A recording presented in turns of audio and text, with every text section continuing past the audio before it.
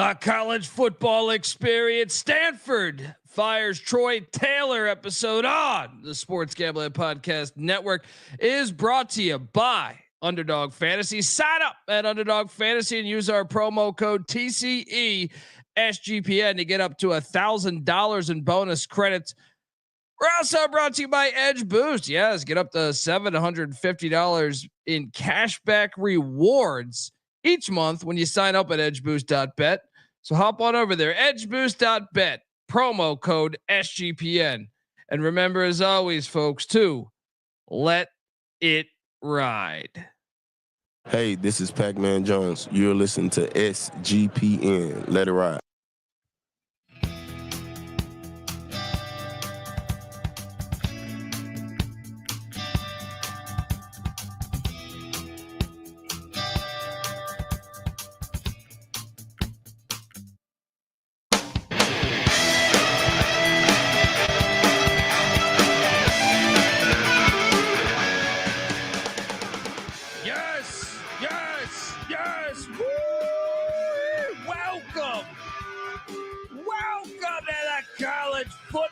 Experience.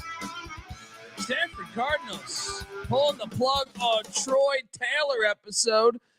Look, glad to be here. We haven't talked in a few weeks. And yeah, nice cough. That goes with the off season, right? That's how it goes. YouTube.com/the college experience. There's football news happening every damn day. I feel like we got a bunch of episodes to pump out. If you're wondering who the hell you're listening to, that is fair. My name is Colby Swinging Database Dan, aka Pick Dundee. That's not a pick. This is a pick. He was raised in the feet, speaks with his fists, and lives by his wits. When Dundee happened, he was a superstar. He's the kind of guy that would drink a gallon of gasoline so he could piss in your campfire. You could drop this guy off at the Arctic Circle wearing a pair of bikini underwear without his toothbrush, and tomorrow afternoon he's going to show up at your poolside with $1 million smile and a fistful of pesos. You could drop this guy off in Palo Alto, California, in a pair of bikini underwear. What's up? It's great to talk college football. You know, my heart resides in college football. It's just a good old time, right? And we got big news. Surprised by this news. I didn't know what was going on behind the scenes. But yes, a legendary program. I know most people say, Stanford legendary? You got to know your history. You got to know your history. And a kind of a program that I think's in this, some say crossroads. I kind of think they've shown signs of perhaps waking up to the times a little bit. Yeah, so there was news. Troy Taylor, the former, this is what I love. First off, he's the former California Golden Bear. So, of course, you're going to stick it to him, right? And I know this rivalry. Kevin Moan hitting the fucking band member. Is this a little bit of revenge? All right. Say that we hired this Cal Bear, former Cal Bear player. He coached at Cal too, going to the dark side. Let's find a reason to stick it to the prick. Maybe.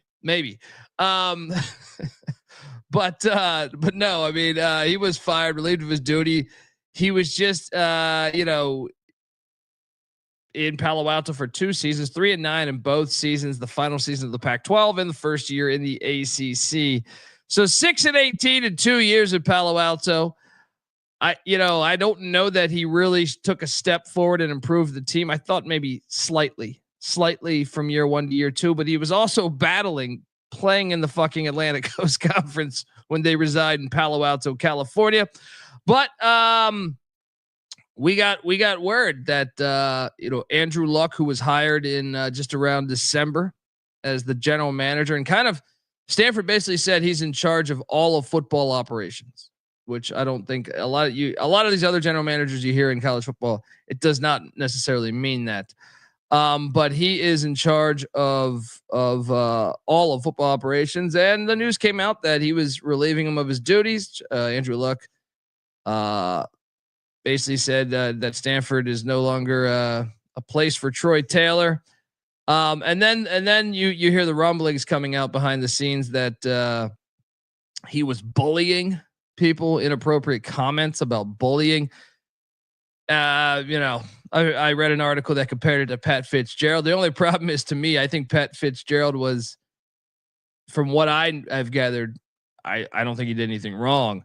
But this is Stanford, and this is 2025. So I have no idea what he said, to whoever. I know he agreed to not say anymore. Like, this is something that happened about a year and a half ago. And then, he said, okay, he signed some type of contract that carried on if it happened again, and then it happened again, but it wasn't recently, from what I understand. They fired him because ESPN found out about this, and you can kind of tell that by it being the last week in March, and some of the recent comments by Andrew Luck saying we're going to move forward with them. So I do think this is Stanford's rush to the media finding out about this, saying, "Oh, yeah, let's get," I don't know what the fuck he could have said. I have no idea, but I know several people stand up for Troy Taylor. He's been a coach for a while. He was with my Colorado Buffaloes back in the 90s. He was with a bunch of other schools. Sac State. He turned into a college football playoff team. So I'm not saying he's in the right or the wrong. Who knows? He might have really said, "Hey, you chubby broad, go get my fucking papers in the office." And maybe she did. Maybe he did. I don't know. But he's fired. He's out. Timing is weird, and I'm not that surprised. Considering it being Stanford, I was a little surprised it was him, because he didn't seem like that kind of guy. Like I said, I think Pat Fitzgerald got served a raw deal. Maybe this is the raw deal. I don't know, but I can tell you this: they hired Andrew Luck in December, and whether it was going to be this year, I think Andrew Luck was content with Troy Taylor as his coach for the next year as they enter year 2 in the ACC. But I do think Andrew Luck would want to hire his guy. His dad, Oliver Luck, obviously was a commissioner of the XFL, former West Virginia athletic director. I believe he was also the general manager of one of the NFL, or I think he was head of NFL Europe at one point. But I do think he was on borrowed time regardless. Even if he went 6-6, I do think Andrew Luck might have pulled the plug on him, because you want your guy. And when you're in charge of it, if you're going to go down, you say, at least I'm going to go down my way. So I'm not that all surprised that Andrew Luck did this. The timing maybe a little bit, with spring ball right around the corner, your spring practice, spring game. But yeah. So we're going to talk about what is the Stanford program, who they should hire, and the future of Stanford athletics and really the football program that I think moving forward.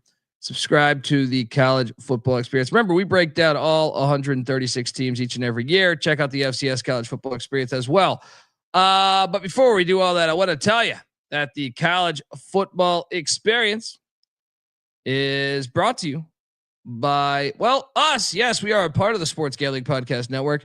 And if you're looking for all of our picks and podcasts in one place, download the SGPN app wherever you get your apps, and let it ride.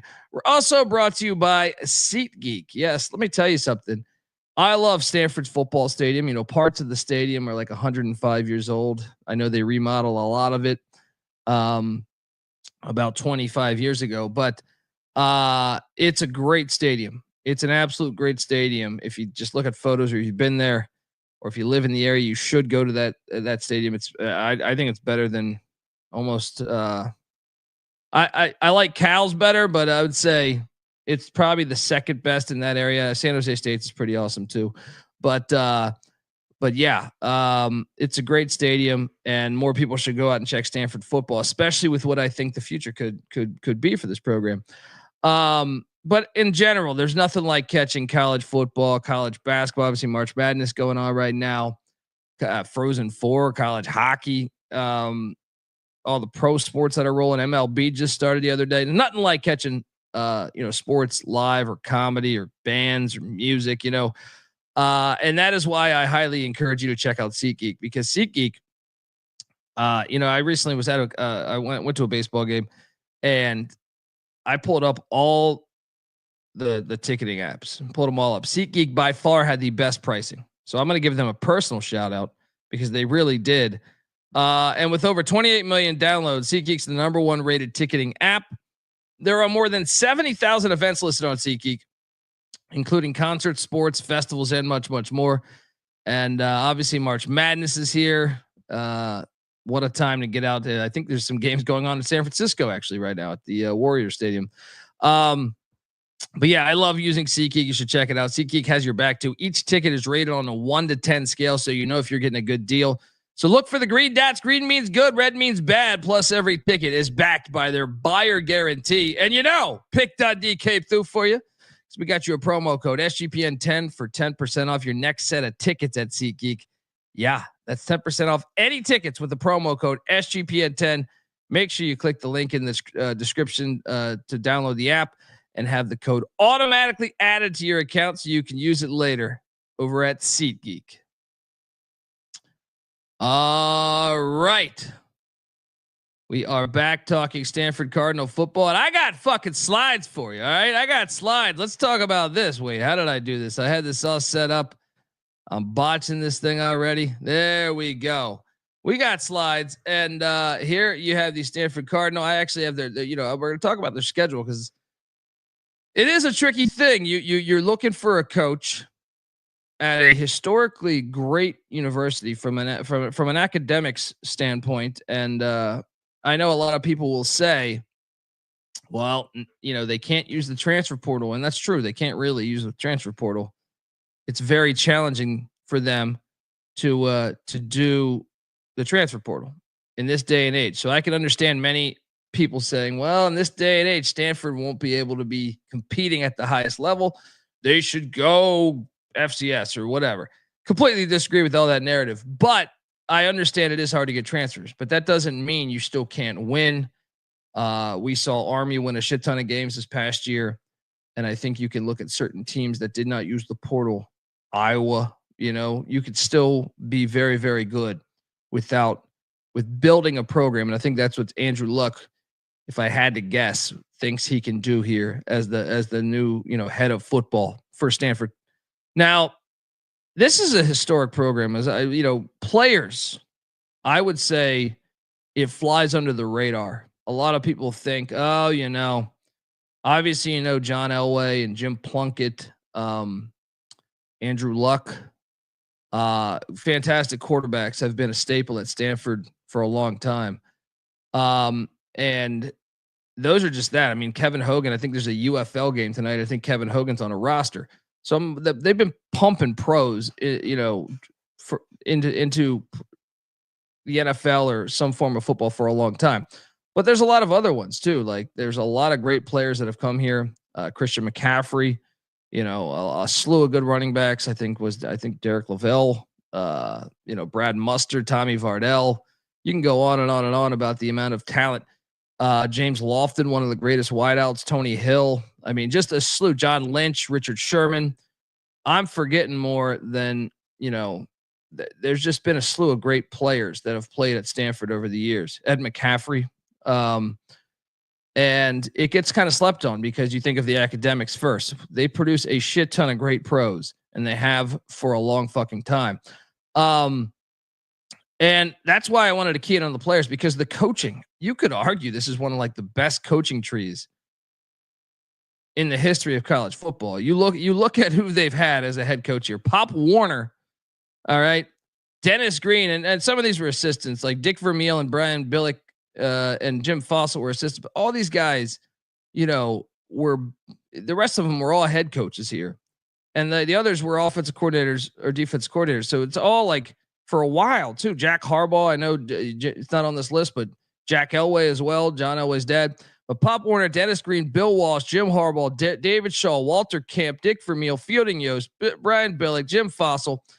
That is the history of this program. And that's why I think anyone that thinks they should go, they should, go FCS. I think that's insane. I think this program is better than most people are willing to believe. And a perfect example would be, since 2009, they have 11 winning seasons. So that's what in the last 15 years, because we haven't played the 25th season, right? They've had 11 winning seasons in the past 15 years. And you could go back further than that. They had success with Ty Willingham in the 90s. They had success in the 60s, success in the 70s. It's a better program than I think the narrative, gives off. But whatever they're going to do, I would say it's going to have to. I'm curious if do they just go with, okay, so Troy Taylor, when he was at Sac State, his assistant, his DC was Andy Thompson. So when he left Sac State, Andy Thompson took him to the FCS playoffs his first year, and last year was terrible. But he's on this staff. He was fired by Sac State. So I'm like, do they just go to Andy Thompson as the interim head coach? Are they looking to fill? Yeah, Chuck Taylor. There we go, Matt Dix. Right, but are they looking to fill a spot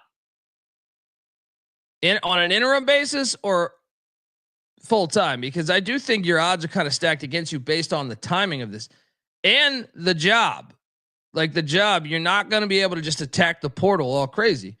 You're going to have to recruit. You're going to have to build within. But I think it's a great job still. California produces a shit ton of talent. There's not many schools there. And to me, the academics also bring in people from everywhere. Like the Stanford name. And by the way, I should touch base on this. Stanford had a new president. And part of the reason why David Shaw left, I think, was the president at the time was not very keen on football. Well, they have a new president, and this president, Jonathan Levin, I believe, was the one that hired Andrew Luck. And I believe he's a sports fan, for what I understand. Right? Well, that's fucking huge, because Stanford then, they have a shit ton of money. Now, maybe they don't use the portal. Maybe they'll use it differently than your traditional school. But here's another school to look at. Look at Vanderbilt. Look at Duke. Look at Northwestern. These teams have all had success to a certain extent recently. Why can't you be that? Even Notre Dame, I think you could put in that mix.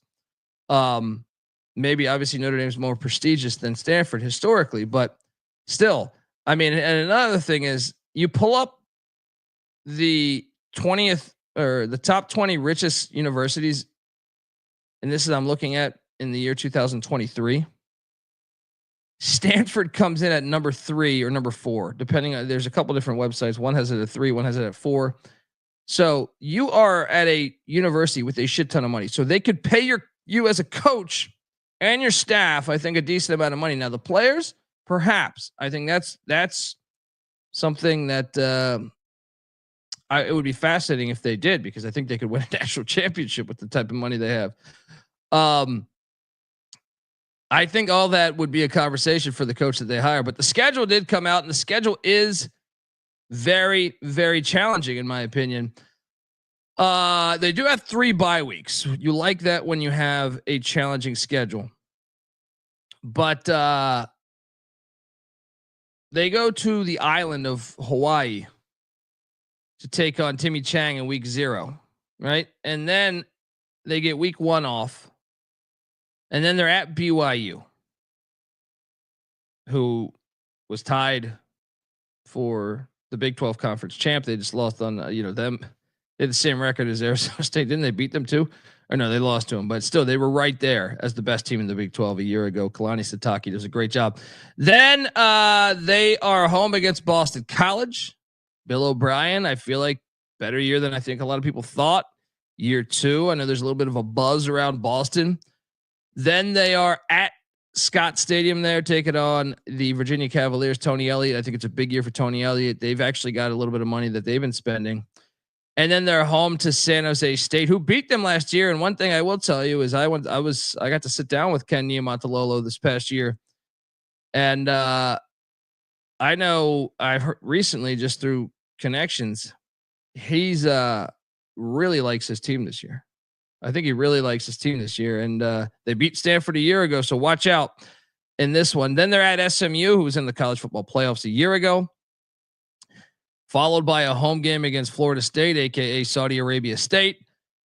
they're, you can't think that they're going to be as bad as they were a year ago. Remember, they were undefeated in the regular season the year prior. Then they're at Miami, taking on Mario Cristobal and the Canes, who spend a shit ton of money. Then they're home to Pat Narduzzi and Pitt. Then they're at Chapel Bill, taking on Bill Belichick and the North Carolina Tar Heels. Then you have the big game rivalry against Cal, and it seems to be a little bit of a buzz about what Cal did. Remember College Game Day in Berkeley a year ago. And then you're at Notre Dame. They played in the national championship a year ago. Relax on the fucking scheduling, by the way. Like Stanford, this reminds me when they were in the Pac-12 a few years back, they scheduled 12 Power Fives. I've never seen that ever before. Just 12 Power Fives. Hey, we don't need a layup.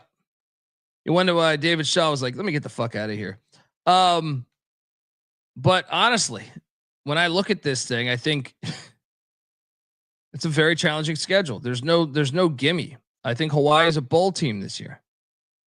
And it's at Hawaii. That's your most winnable game. But like you look at the other team, and I know we're going to do a Stanford preview in July, but that's a challenging schedule. There's no for sure gimme. And then when you look at like playoff potential teams, Notre Dame, obviously, SMU, obviously they were there a year ago. Miami was on the cusp. Florida State wouldn't surprise me if they're back in the mix. BYU was right fucking there a year ago as well. You add that together, that is a challenging schedule. I mean, what is your second easiest game? I'm assuming it's home to San Jose State or Boston College, but I think San Jose State's a contender in the Mountain West this year. So, it's pretty fascinating, and it's just a tough schedule. So you're asking to get a coach now to come in late. I mean, the spring game is, what are you going to do with the fucking spring game? I guess a lot of these teams are punting on them anyway, but it's a tall order to me to come in now. Obviously it'll be year one, so you give them a little bit of leeway, but quite fascinated by the timing of this and what they do. Do they go with an interim for 1 year? Someone on the staff currently, or do they go out and actually hire someone? There's a blueprint for doing that. I know I was, when Mel Tucker left Colorado, it was really late for Michigan State, and it kind of fucked Colorado. Colorado ends up with Carl Durrell, who was a wide receivers coach for the Dolphins. But there is a way to do this. I'll have you look at Buffalo last season with Pete Lembo. I thought did a great job. That was late in the cycle. I think that was in February, if memory serves me correct. Not as late as this. But Lance Leipold was one at Kansas that was around this timing. So that one intriguing. I know you could bring up Bob Stoops stepped down late, but still on staff. He was on staff was Lincoln Riley. It's the same as Tim Albin at Ohio. He was on staff with Frank Solich. So I think it's a little bit different here. You could go with one of your guys. I just don't know how good that staff is, considering both years were 3-win seasons. So going to be interesting there. I have my list of candidates we're going to go through.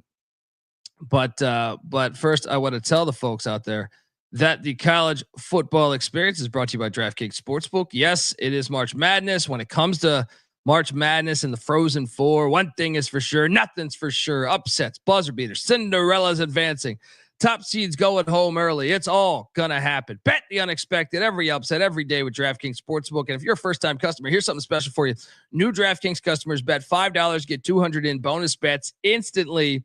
So what are you doing? Bet the unexpected with DraftKings Sportsbook. Download the DraftKings Sportsbook app and use the promo code SGP. Once again, that's code SGP for new customers to get $200 in bonus bets when you bet just $5 only on DraftKings Sportsbook. The crown is yours.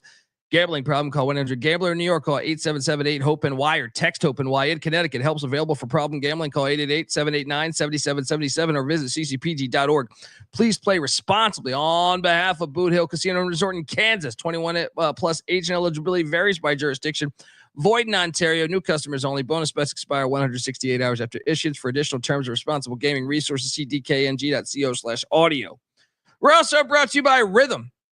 Rhythm is your home for AI picks and props, and Rhythm is already off to a great start, helping you dominate March Madness. You can build your own model. It's easy. It's profitable. They got college football when that comes around, but right now, NBA, college hoops, golf, MLB, Sign up. And when you do, use our 7-day free trial period at sportsgamblingpodcast.com/rhythm. That's RITHMM. That's sportsgamblingpodcast.com/rhythm. All right, we are back, and I see the chat. Shout out to the whole chat. I see them talking about Andy Kotelnicki, the Penn State OC, and I do think that would be one you consider. That's the real question, though. If you're Kotelnicki, though, Penn State's going all in to win a national championship. They're copying the blueprint of Michigan and Ohio State the past 2 years, paying everyone to come back, light as hell on the non-con, and you're just going for it. If you're Kotelnicki, you're probably better off just staying there, cash in on whatever that is, whether you a national championship, just another playoff run. It would really be unlikely for me to see them not make the playoffs. And then you probably get a better job than Stanford, where you don't have these restrictions. But I do think Stanford could be a better job than what we think. And I know people disagree with me. I've talked at media days with other people regarding that, but I think it's a good job. I do. Like, yes, the transfer portal's made it harder. I don't care. If you open up this, like, winning can happen here. We have a long sample of that. So why would it be any different? Yes, the portal is a factor, but I'm saying, like, college football's changed a lot in 40 years. And Stanford has been able to survive a lot of that change. Now, they were never national championship a couple of years maybe, but they certainly were Rose Bowl champs a bunch of times. They were teams going to bowl games nonstop. I don't see why they can't do that. They should be able to do that. So I put together, like, right now, considering right now's timing, and only right now's timing, who could you actually hire? I know Kotelnicki is one that is on a current staff. It's going to be hard to get someone that's currently in the game. To me, like, you got to have Stanford does have fuck you money. So to me, like, you'd have to search the group of 5 levels, because I do believe you can pay your coaches a lot more than their salaries. As far as Kotelnicki, as far as Big Ten OCs or DCs or SEC, even sitting Big 12 and ACC coaches, I think it's going to be very hard to do so. You have to sell them. Andrew Luck would have to sell them, but I think you're looking at potential NFL guys, potential guys out of work, or group of 5 independent or FCS coaches, sitting coordinators, someone connected to the school perhaps. And so this was the list, and some of this was based off of the last coaching cycle when they hired Troy Taylor. This was my list that I came up with. At number 1, the first thing I do, if I am Andrew Luck, is I'm calling Chris Peterson. The reason why I'm calling Chris Peterson, well, first off, he's Chris fucking Peterson. This is a guy that took Washington to the playoffs, took Boise, which would have been to the playoffs a bunch of times had they had the playoff then. I think Chris Peterson, he's from Northern California. He's from, he went to school at UC Davis. That's right there. Chris Peterson would be the biggest hire you could do. And, like, to me, like, that'd be like grand slam out the ballpark. And I actually think he would excel there. He excels anywhere, but I also think, like, that would be, like, watch out. Like, they could go deep into the playoffs, potentially even win a national championship.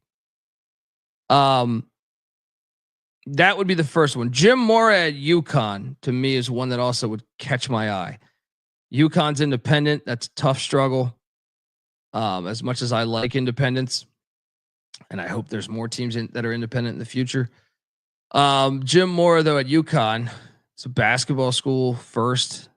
He's obviously, he's familiar with, I know they're not in the Pac-12 anymore, but this is a guy that, coached at UCLA, very familiar with California, coached with the San Francisco 49ers, very familiar with the Bay Area, played at Washington, his pops coached coached at the Colorado Buffaloes. There's a bunch of tie-ins with Jim Mora on the Pacific Coast. Knows the high schools. I think that one makes sense. I would call him. David Shaw is worth the call. I know he's the passing game coordinator of the Detroit Lions right now, but I think one of the reasons why he left was the president and the changing landscape of the sport, the transfer portal, lack of NIL. Now that you have a president that cares about football, now you have Andrew Luck, your former quarterback, as the guy in charge of football. He might be intrigued on coming back to college. Jason Garrett, I only put him here because he was interviewed last time, and he went through like a series of interviews. Like he was almost hired. I think he was like their second to last candidate. I personally don't like that hire, but I just think realistically they would put him on that list. Pep Hamilton is one that I think would be a very good hire. First off, Pep Hamilton was with Stanford back with in the Harbaugh era as an OC. I know he's currently the OC of Maryland, but he was recently in the NFL. I mean, he was with Stanford from 2010 to 2012. I could totally see this, and he's got connections obviously to Luck, but both Lucks, Andrew Luck and Oliver Luck. He was the coach of the XFL team under Oliver Luck. That one would make a ton of sense. I think that would actually be a pretty good hire. Tim Beck is one that I think. I'm surprised he's still an offensive coordinator at Vanderbilt. He was the OC with New Mexico State when they had that run. Diego Pavia. Vanderbilt's a tough academic school, much like Stanford. Makes a lot of sense. I mean, Rod Dowhauer coached at both. I mean, there's a lot of similarities in that regard. I think Tim Beck would make a lot of sense, and I think he might take the gig. Dino Babers is one to me. Like, if you're looking for, he's out of football right now. If you're just trying to give him a 2-year deal, 3-year deal to see if it works, I think he would be hungry to do it. And I actually thought he didn't do a horrible job at Syracuse. I thought he was all right. He's got ties to the West Coast too. He was at UCLA. He was at a Hawaii. Dick Tomey guy was at Arizona last year. Like, I know it wouldn't be sexy, but if you're just looking to get through this, to figure out where the hell you're standing, I think that would be one right there. Dave Clawson. I know he just stepped down from Wake Forest. I highly doubt he would take this gig. He seems like he's done with college sports, but I think Andrew Luck could potentially sell him. On the fact that, like, hey, this is different. We have a lot of money. I'm in charge of the program. All right. It's not like Wake Forest where you're going to lose all your transfers in the incubator. That's what Clawson would call his underclassmen. I think at Stanford, you can actually keep them and retain them with the amount of money they have. Whereas Wake Forest would just say, okay. Lance Taylor, the sitting head coach at Western Michigan. That is one to me that I think he was on the Harbaugh staff and the David Shaw staff, if memory serves me correct. One of the two. Maybe even both. He's done a decent job at Western Michigan, and I think you could actually get him right now. I think like a sitting MAC coach you could actually get right now. So that one would be intriguing to me. Another one, and this is before I get to the next one on the list here, but like any of those other ones, I think it's Lance Anderson, who's the coach at Utah Tech right now, FCS coach. He was the DC under Shaw. I think that one could be, if you're in a jam, I'm not saying you lock them up a long time. If you're looking to get a 2-year contract in, maybe they would take that 3-year contract, something like that, where you could reassess after, get them on the cheap and see where the program's at from there. But I want to talk about this last one in a second and just talk in general about the future of stuff right now. But before I do that, I do want to let you know that the college football experience is brought to you by Underdog Fantasy. Yes, if you haven't checked out Underdog Fantasy, you can find an edge that I truly believe you can't find elsewhere. And another thing is, if you're in a state like California, where this is the old play action fake, you can do this in California. But you can find stat projections for all these players. You pick a higher or lower, it's fantastic, and they have everything, college football, college basketball, MMA, PGA, NBA, NFL, CFL, UFL, everything you could think of, really. You got to check it out. So sign up. And when you do, use our promo code TCESGPN to claim your special pick plus first time deposit offer up to $1,000 in bonus credits. That's underdogfantasy.com, promo code TCESGPN.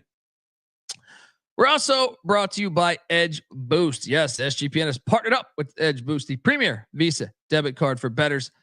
An Edge Boost card allows you to avoid the hassle of having your card denied at the sportsbook, DFS site, sweepstakes site, racetrack, or casino. Plus, you can earn up to $750 per month in cashback rewards for using your Edge Boost card. And you know your money is safe as the card is FDIC insured. And the best part is no credit checks and it's completely free. So what are you doing? Sign up today at edgeboost.bet, promo code SGPN.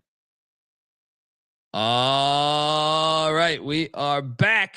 Yeah, I mean, Chuck Pagano is another one you play, Coach Luck. Maybe you get him on a 2-year deal, 3-year deal. I don't know. I mean, I think that might even be possible.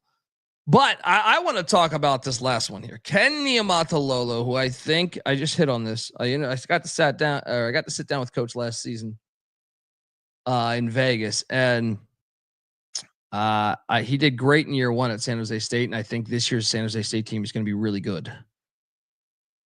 I thought he was great at Navy. Now he's not running the triple option. He's got Stutzman. Forget what they're calling that offense again, but it's a great name. That would be an intriguing one to me. But I also think you should ask yourself this, why aren't they running? Why aren't more teams, if you're going to be a broke team, right? I think you saw this with Rice, whose academics, I guess, would be in the same vein as Stanford. Rice hired a triple option coach from Davidson. I'm drawing a blank on his name right now in the FCS. They're going to be running the triple option. Me and Patty C were talking about this the other day, was if you can't keep up resource wise, why are you not running the triple option? Now, for Stanford, I don't think they need to do that. But I also think, if you're going to play the game from behind, financially, transfer portal wise, a bunch of these teams, we just saw St. Francis's FCS program jump down to D3. So they can't compete at that level. You could if you ran the fucking option. Army does it without any damn scholarships. So I'm fat, and your NIL, you won't have to pay these players that much. It makes a lot of sense to run the triple option this day and age in college football to me, especially if you're a school that lacks resources. Stanford doesn't lack resources, but maybe with football they could. It doesn't. To me, it's a no-brainer for a bunch of these schools to run the option. I'm sure I'm going to key on it. I got to do a Kent State episode soon. I'm going to talk a lot about it on that one, with Kenny Burns being forced out the door there. That's a no-brainer there. But Ken Niumatalolo is one that he's already in the Bay Area. San Jose State and Stanford have a rich history from a rivalry point of view, but also Bill Walsh, Dick Vermeil, all those guys were at both schools. It makes Jack Elway, it makes a lot of sense. Why not? Why not? I think he would kill it at Stanford. I actually think if I had to power rank these, if you put me in Andrew Luck's position and I wasn't backpacking in Europe and eating fucking granola, right? Chris Peterson would be number 1. You got to call Chris Peterson. 2, though. I think at 2, I think for me, it would be Niumatalolo. I honestly do. I think I think Peterson would be 1, Niumatalolo 2, Clawson 3, Mora 4, Shaw / Hamilton 5. That would be my 5. 6 would probably be Tim Beck. But I'd be fascinated by all of that. Yeah, I think it's an interesting job.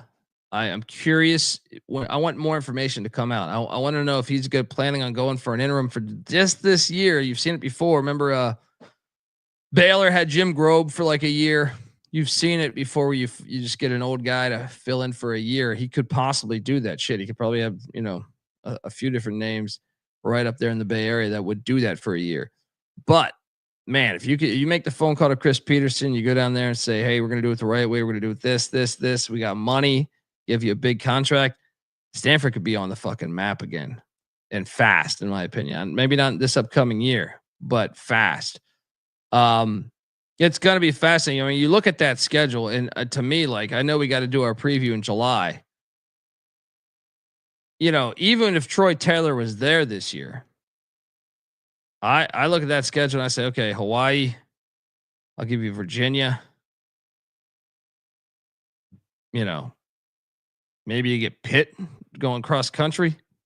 I look at this as another 3-9 season. So it's a big hire here because, you know, you're starting to get in a rut of 3-9, you know, 3 to 4 wins, 4 years in a row here. I kind of expect them with the schedule and how late the coaching cycle is, but the following year, I think could be a big one for Andrew Luck. It's going to be fascinating to watch because just having a president that cares about athletics is huge. Getting, you know, timing couldn't have been better in that regard. So anyway, this is our episode on that. I'm curious. Let me know what you think the best hire would be. Maybe it's not on this list, right? Maybe it's Tuiasa Sopo or something, or Mike Bloomgren, who was at Rice recently.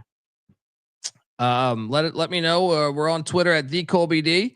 I'm sorry, I'm on Twitter at TheColbyD. The College Football Experience is on Twitter at TCE on SGPN. But if you're watching this on YouTube, just let me know what candidates you're thinking of for the Stanford Cardinal there. I'd like to see them back. Part of what makes college football great, in my opinion, and college sports in general, is I love the fact you have, you know, all these different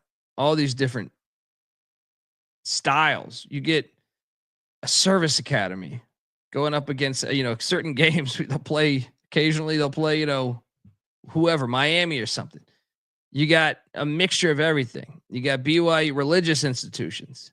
You got academic institutions. That's the beauty of it, is you get a mixture of everything. You get scumbag programs that are just paying everybody out the ass, could care less about your education.